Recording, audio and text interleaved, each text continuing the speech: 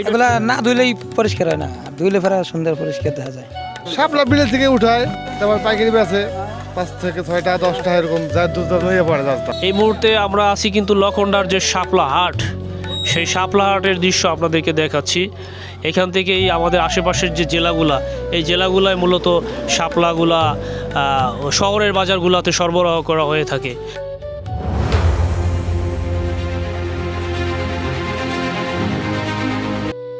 এখানে একটা শাপলার আটিতে আপনার 10 থেকে 20টার মতো শাপলা দিয়ে আটি করা হয় এবং এরা এই সারাদিনই সংগ্রহ করে। সারাদিন সংগ্রহ করার পরে যে বিষয়টা ঘটে, এই পড়ন্ত বিকালে নিয়ে যায় এবং ওখানের যে স্থানীয় লোকাল হাটগুলা শহরের দিকে, সেই হাটে আপনার পরের দিন সকালের দিকে এই শাপলাগুলা পরের দিন কিংবা স্থানীয় যে হাটগুলা যেদিন উঠানো হয় সেদিন বিকালের বাজারগুলোতেও পাওয়া যায়।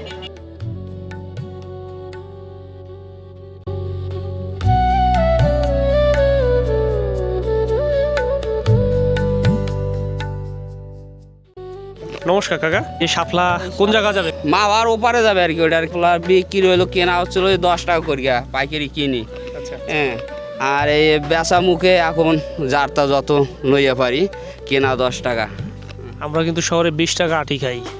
হ্যাঁ, আর এই শাপলাটা মূলত আমাদের এই যে লখনডার যে এই পাশে বিল, এই বিল থাকে কাকা, এটা কি এখন তোলেন না আপনার? না, সারাদিন ভর তোলে, আর এই যে এই বিকালবেলায় পাইকারি কেনা বেচা হয়। আমাদের এই লখনডা থেকে এই শাপলাগুলা শহরের যে বাজার, এই বাজারগুলোতে নিয়ে যাওয়া হয় এবং এটা কিন্তু পুষ্টিকর সুস্বাদু একটা খাবার। মাছের যে চচ্চড়ি, ছোট মাছ দিয়ে খায় অনেকে, চচ্চড়ি করে খায় না কাকা? মাদারীপুরে কি নেওয়া হয়? হ্যাঁ, মাদারপুর যাওয়া হয়, তা মাদারপুর থেকে ওখান থেকে আবার পাইকারি আইসে, সেখান থেকেও তারা পাইকারি নিয়ে যায়। সংগ্রহ করে কারা? হ্যাঁ, ওখানে বিভিন্ন রকমের পাইকারি আছে। ওই এই যে শাপলাগুলো তোলে আমাদের গ্রাম অঞ্চলে এই যে লোকজন ওঠে। ভোর 6টা, কুয়াশা ও মিষ্টি রোদের আলোয় লখনডা বিলের বিস্তৃত জলে ফুটে থাকা শত শত লাল ও সাদা শাপলা। নৌকায় করে কৃষক সংগ্রহকারীরা পানিতে নেমে লকলকে লম্বা শাপলা তুলছেন এবং আটি বাঁধছেন।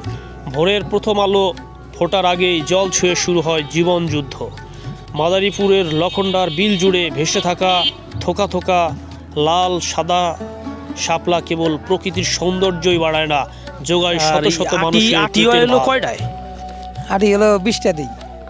এই আটিগুলা, এই যে আটি না, এই আটিতে কিন্তু আপনার 20 পিস থাকে এবং আমি দেখছি এইটার কিন্তু চেহারা এবং পুষ্টিগুণ অত্যন্ত ভালো মনে হইবে। অন্য জায়গাগুলো বেশি ঘোলা থাকে, আমি দেখছি কিন্তু এগুলা।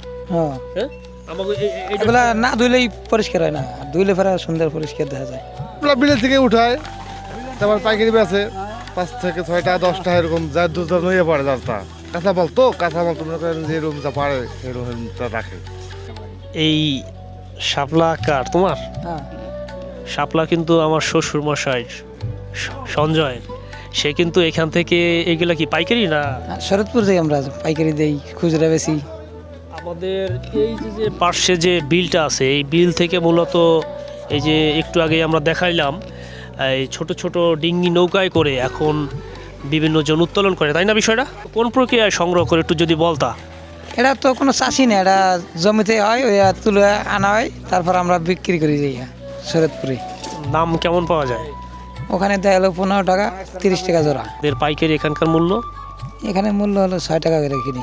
পরিবহন কষ্টের জন্য জাস্ট বেড়ে যায়। এইটা কি ঢাকাও কি এখান থেকে নিয়ে যায়? এটা ফরিদপুর তোমার আমরা গেছি, তারপর ওই পদ্মার পার গেছি, মনোহারা, আঙ্গাইরা আর নইরা তোমার যাই আমরা। লখনডার বিল থেকে উঠে আসা এই শাপলা কেবল একটি সবজি নয়, এর প্রতিটি আটিতে জড়িয়ে আছে একজন শ্রমজীবীর মাথার ঘাম পায়ে ফেলার গল্প। সরকারি সহায়তা আর সহজ পরিবহনের সুবিধা পেলে বিলের এই প্রাকৃতিক সম্পদ মানুষের জীবিকার আরও বড় উৎস হয়ে উঠতে পারে। বিলের জল থেকে শহরের বাজার, শাপলার এই পথ চলা যেমন প্রকৃতির এক অদ্ভুত দান, তেমনি টিকে থাকার এক নিঃশব্দ লড়াই। Voice of Lakhanda, Lakhanda TV.